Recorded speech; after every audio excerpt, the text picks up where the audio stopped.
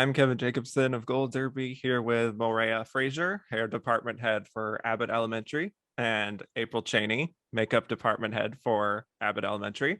And I want to just get to how you established the looks for each of the main characters. But before we sort of delve into the specifics there, I would love to just know the overall vision for the show and how you wanted to reflect just the reality of a group of elementary school teachers, like how they would present themselves and express themselves through their hair and makeup. And we could start with April. Is there an overall vision that you kind of had for all the characters collectively?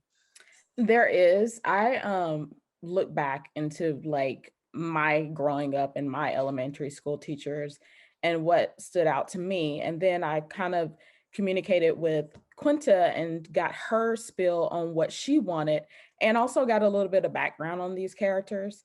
I met her on a different set and she gave me the lowdown of what the show was about, and it was primarily based upon her mother, who is a school teacher in Philadelphia, and the character who is portrayed by Cheryl is that character. Cheryl's character is Barbara, and she's that veteran teacher who's been in the school, but she's very refined. She's very go to church on Sunday. She's that auntie, if you if you will, of a teacher that everybody loves and everybody respects. Even the children know to calm down when she speaks. So that's similar to Quinta's mother. So she wanted the look that showcased that. So I put church lady with a politician with my teacher and came up with Cheryl's look. And of course, Cheryl herself loves to put what she wants her character to look like too. So we kind of compromised on her whole refined look, from the lashes to the lipsticks. And I've had over 500 DMs about Cheryl's lipstick.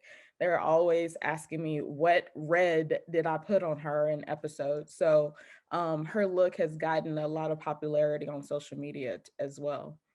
And Quinta's look, of course, she wanted to be shown more as that teacher who just getting started. She doesn't like a lot of makeup. So we put that quote unquote no makeup look on Quinta. She's very lip balm. She doesn't have a lot of money. So we kind of stayed in that whole formula too with her makeup. Her makeup isn't very expensive, is what people can go to the drugstore and grab. The look in as far as what a Philadelphia teacher would look like that's just getting started in that system. The overall guys look is very clean, very minimal. Um, the guys have very good skin, so it's not very difficult to play on just making sure that the camera follows their face as far as the color wheel goes. And then, of course, our principal Janelle is very much a go hardy person. So we put very bold lip colors on her to show her personality, show that person that pours like half a gallon of sugar in her coffee. I don't know if the viewers have caught on to that. Like she drugs the coffee. And literally we do that in her personality and show it in her makeup as well. Hmm. And how about for you, Maria? Well,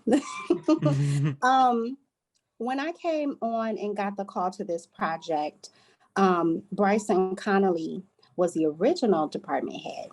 So he had already set in stone what the looks for the hair would already be. So Barbara's look, just kind of piggybacking off what April said, Barbara's look was a very, very church mother lady, but teacher, stern mother figure, but simple, but not too much. I'm from the East Coast, so a lot of our styles over there are very, very laid back, but yet together as well. Looking at Quinta's whole hairstyle goes with the personality of her character, Janine, which is this quirky girl. I really don't care about my hair much, so I'm gonna roll out of bed, maybe put some product on it, maybe not. My main objective is to go to school and teach these kids because the kids are more important than what my hair looks like.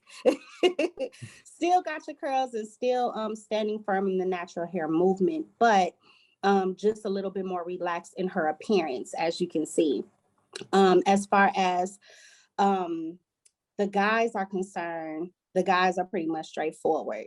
every guy, I don't know a guy that don't got a nice fade like Tyler. So it's very clean cut, very straight to the point.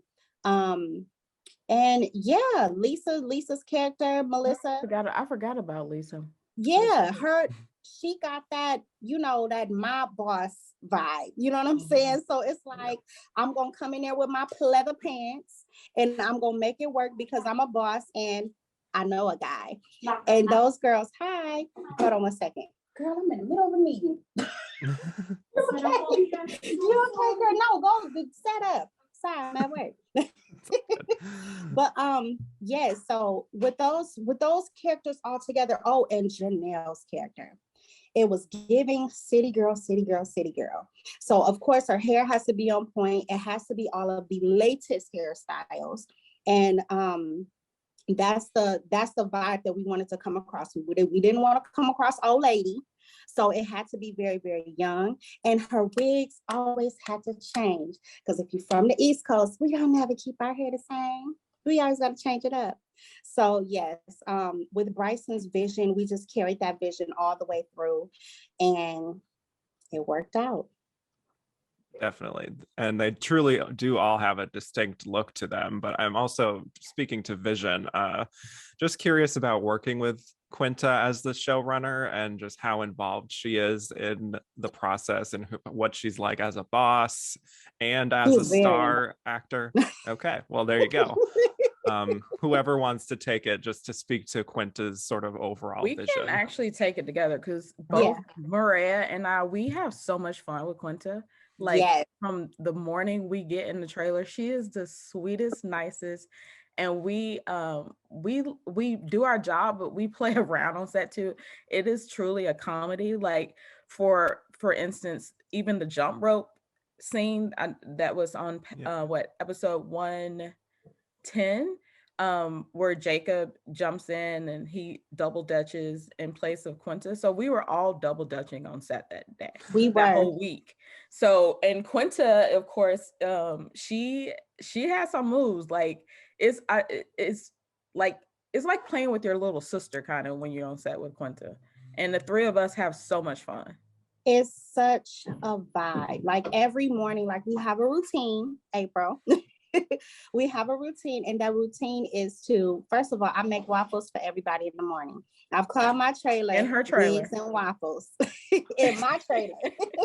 and they are the best waffles you will ever have in your life. Like I've tried to make this waffle since we've been off set for 8 months. It's probably a good thing, so I can fit in my pants when I go back. But her waffles are the best. Like if you ever come to our set, we're gonna give you a waffle. Yeah, it's the whole vibe that we created, because the main thing was we wanted to create a family. And I feel as though you can create better and do your job a lot better if you are surrounded by family. And that's the type of work environment that we've created for the show. Quinta is one of the best people that you could ever work with. When I say, where'd you go? Lord, I didn't touch something. Okay, there you go. Oh, good. But she is like, very, very involved, very, very hands-on, which is something I love. I don't have to sit here and guess. A lot of times we be on the same page. There was an episode where it was written that the teacher had to have a severe bun. It was written that way. And I was like, what the heck is a severe bun? So she came in and she had the woman who we did, the teacher, I forgot which episode, so don't quote me on that one, but I think it was more towards the end. But she had this little donut bun at the top, and I said, this ain't gonna work. So I went in the trailer, found a wig, balled the wig up, put it on her head, and boom, that was a severe bun.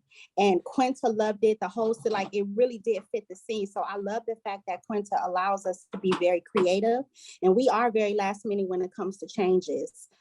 Because sometimes they may see it before they write it, but may not know exactly what it may look like until we bring that vision to life. And a lot of times me and Quinta are pretty much on the same page. Yeah, Quinta actually, she looks at every guest star, like she goes into casting. So once she knows who she's casted, she kind of has given us that picture and run down with us what she wants those people to look like. For instance, Yes. the art teacher, she was like, okay, April, I Yes. want her to have like this winged out vibe. She's that girl that I grew up with, but at the same time, she don't care. She's nonchalant.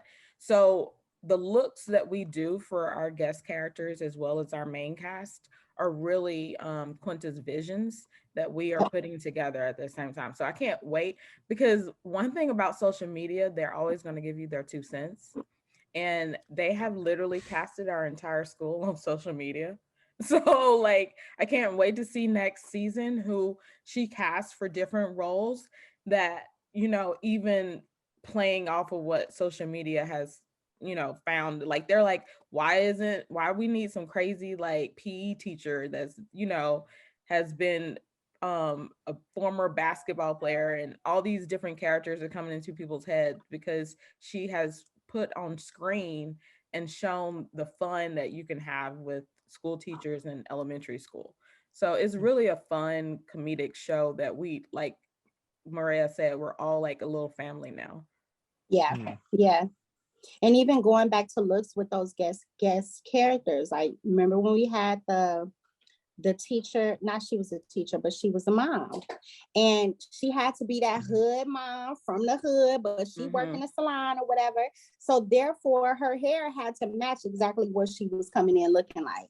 So when, like April said, when we go in and create these guest characters, the guest characters are just as important as the regular characters because they do stand out. Same thing with art teacher. Quintus came to me and said, I'm looking for this boho type vibe, maybe, like that messy dread head, but not really dreads look. So I'm like, I know exactly what you're talking about because I'm from the East Coast. And sometimes I got a little look. And I'm like, okay, girl, let me pull up a picture, show you what you're talking about. And that was exactly what she was talking about. So like I said, it's almost like we read each other's minds without reading them. You got to say 2 words and we get it. And that's how we've been flowing. Wow. That's kind of incredible to just already have that in the first season of a show. I mean, it's really something special. I'm also just curious about this whole other element where you have this huge group of kids. I mean, how involved are you in styling them? Oh, we're very involved. Like for instance, for Step Show, Quinta came to me. She was like, okay, April, these are our school colors. And this is what I want the little girls to look like. I want some kind of sparkly little stars and creative things on them. So I ran out and got some really cute stencils. I look back when I was a cheerleader. I was a cheerleader in elementary school and middle school. And what we used to do during cheer competitions. And basically we would do little stars on the side with glitter. And so we played that with the school colors on the Step Show episode. The babies don't get too much makeup, but we do keep them, their lips hydrated. We make sure they're not ashy because that's like a no. And and that they look like little beautiful Philly kids. So we have a really good time, and we make sure that our teams also make every mother and family feel comfortable that comes onto the lot and day plays with us. And I also have a daughter in school that's school age as well. So I know how hair is supposed to look. And one thing Quinta wanted was authenticity when it came to the hair for the children. A lot of times when these mothers bring the children to set, they look like they're going to Sunday school or they look like they're going to a photo shoot.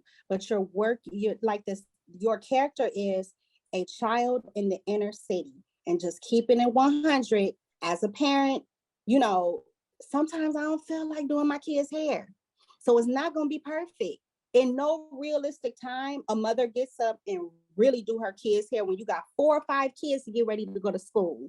It's almost impossible. Or their hair might look a little undone because let's be honest, I done dealt with this with my own kid.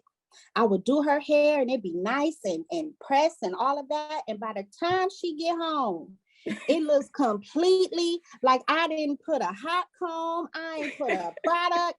I'm like, what did you do? Go to war when you went to school? So exactly. I love the fact that Quinta really wanted to capture that on this authenticity, because I remember one day the hair was too done up. And she was like, well, you know, this is afternoon. This scene is for afternoon. So the kids been outside. They've been playing in the summer, almost the summertime. I was like, you right. Hurry up and tease that hair and make it look a little crazy. And it just worked out. And I just love the fact that everybody, even the mothers, were so willing to go along with the character, because sometimes it's hard. A lot of times they go to these sets and they see people who are not experienced with our hair texture. So they get afraid.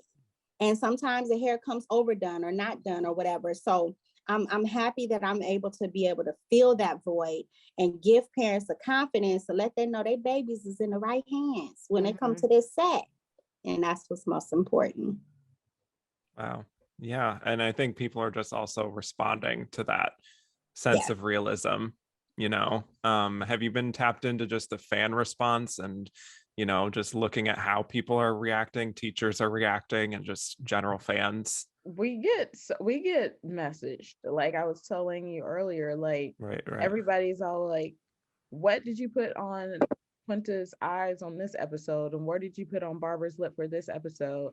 And there's so many groups now. I was like amazed at how many groups popped up so fast. Super fans, like super fans. Like they need to join somebody's casting agency ASAP, because they are really involved. And then they also are very tapped into the viewership. Like they post, oh my God, this show is doing so well, let's keep it going. And is loving to see that a Black show on television and comedy on primetime television is doing so well. Network show. Yeah, like ABC is literally and I love that they are letting Quinta, even to Tariq. Like I remember Tariq's character came in, he had to gold tooth, it's real.